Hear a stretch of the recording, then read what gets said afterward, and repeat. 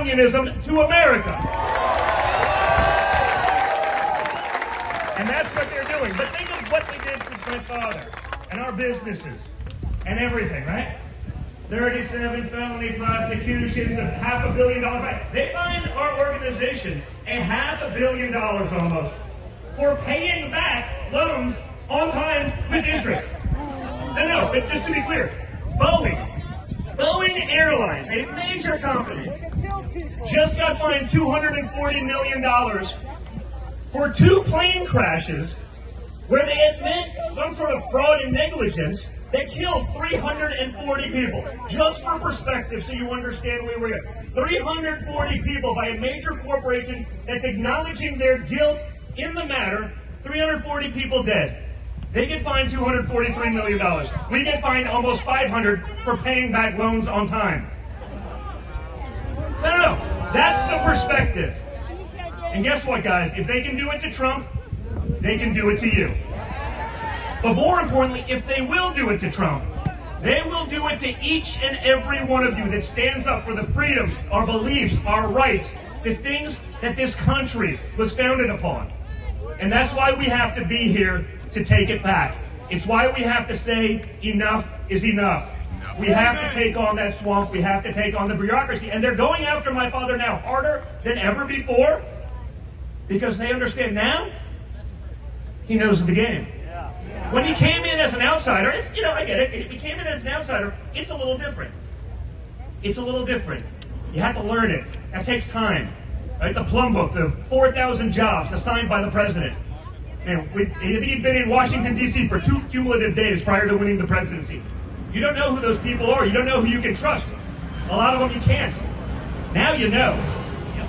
Right? So this is what we have to fight back against. The corruption, the lies, the gaslighting, the nonsense, and the noise. And we're not in a fair fight. We don't have $1 trillion institution that is our mainstream media backing us. We don't have that benefit.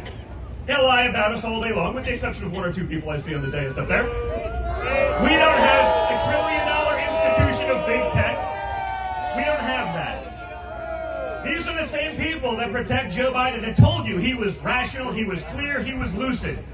The fake doctor, think about this. Today, the story broke. Joe Biden's doctor, the one that says he should not take a cognitive test because clearly everything's fine, right? It's so fine. This is Joe Biden on stage.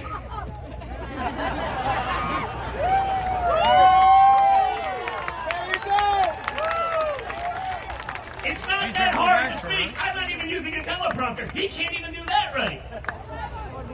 Right? The doctor that's telling us that Joe Biden's fine is also a business partner with the Biden family. Think about that for a second. And of course, again, if we had actual journalists left in this country, people would talk about these things. They would bring up the point. They would drive home that point. If it was Donald Trump, you're damn right they would be talking about it, rightfully so. If I was Hunter Biden, if that was my laptop, I'd be at Gitmo. And my father would have been the person that sent me there. Hey, we all need a little kick in the ass sometime in our life. Okay, Hunter needed it about 50 years ago, but never got it. I'm much cuter, thank you. Thank you. $1 million. And I'll bet you he doesn't take the offer. I would, Benny, because he's all talk.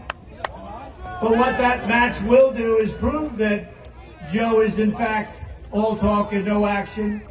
But on many things, not just golf. When pilots walk into the White House, he says he used to fly planes. He didn't.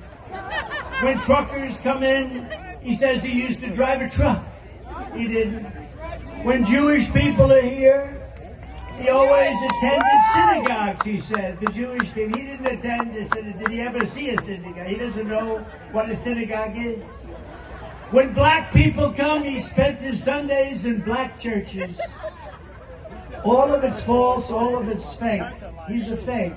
Unfortunately, he was like that in Afghanistan. He was like that with Russia, Ukraine, and he was like that on October 7th and the attack in Israel. He didn't know what he was doing. But whatever else can be said about crooked Joe Biden, You have to give him credit for one brilliant decision, probably the smartest decision he's ever made. He picked Kamala Harris as his vice president.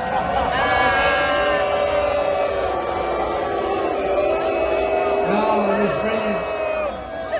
Because it was an insurance policy, maybe the best insurance policy I've ever seen, Marco.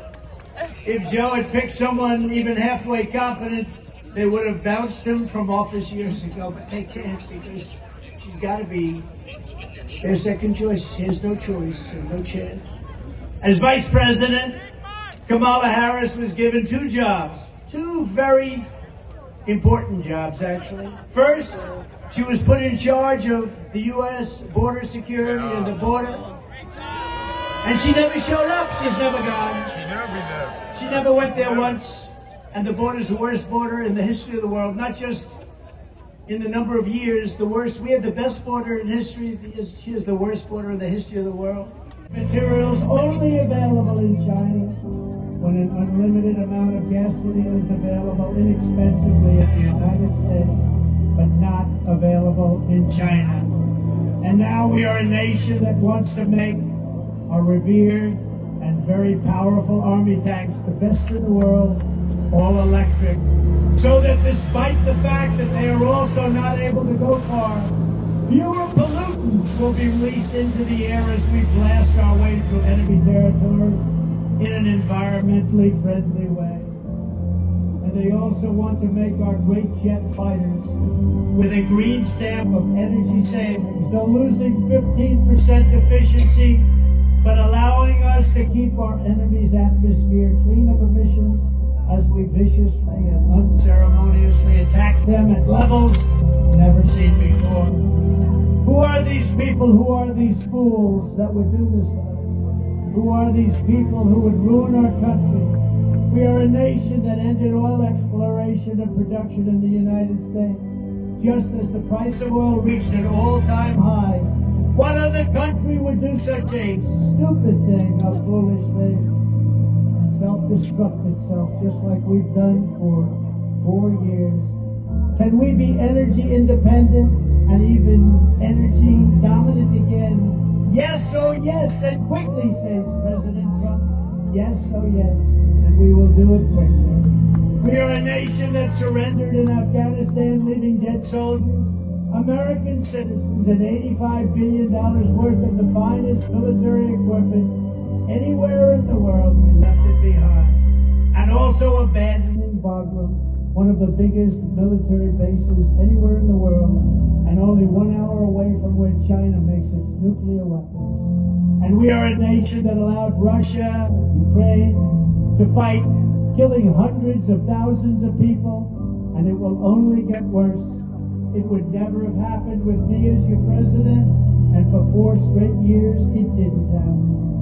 Likewise, the horrifying attack on Israel would have never happened. They wouldn't even have thought of doing such a thing if President Trump was in the Oval Office. Iran was broke under the Trump administration. They didn't have the money to fund Hamas, Hezbollah, and all of the other instruments of terror that they use. And he is in no condition to lead, and is now in charge of dealing with Russia and China and all of these countries on possible nuclear war. He has no clue what he's doing or where he is. And next will be World War III, because he doesn't know what he's doing. And this will be a war more devastating than any of the other wars. It will be a war like no other because of the weaponry that no one wants to even think about or ever talk about. We are a nation that no longer has a free and fair press. Fake news is all you get, and they are indeed the enemy of the people. They refuse to discuss the Biden crime family, but enjoy covering the false indictments of Donald J. Trump, who has done nothing wrong except win an election against crooked Hillary Clinton. We love you!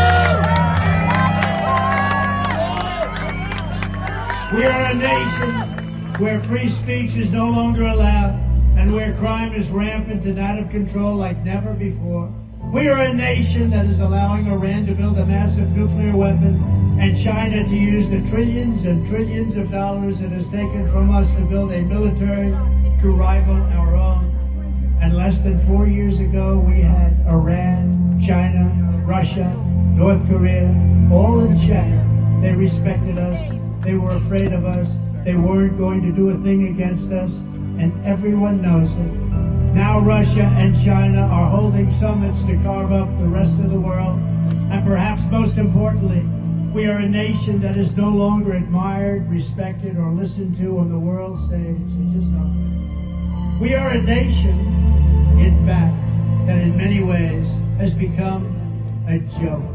And we are a nation that is hostile to liberty, freedom, faith, and even to God. We are a nation whose economy is collapsing into a cesspool of ruin, and whose supply chain is broken, whose stores are not stocked, whose deliveries are not coming, and whose educational system is ranked at the very bottom of every single list.